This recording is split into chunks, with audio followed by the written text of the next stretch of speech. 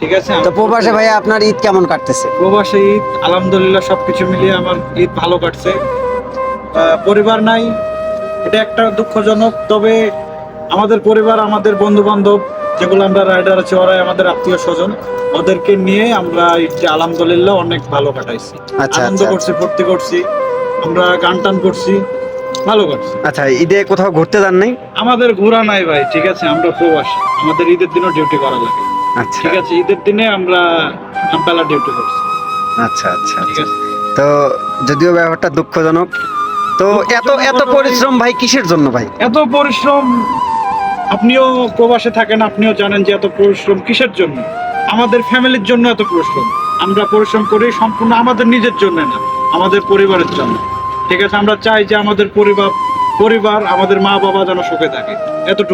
এতটুকুই করার জন্য আমরা প্রবাসে যুগ যুগ করে থাকি। আসলে এক ভাইয়ের সাথে কথা বললাম, খুব ভালো লাগলো ওনার কথা। উনি ওনার পরিবারকে অনেক রেসপেক্ট করে, পরিবারের জন্যই প্রবাসে আসছে।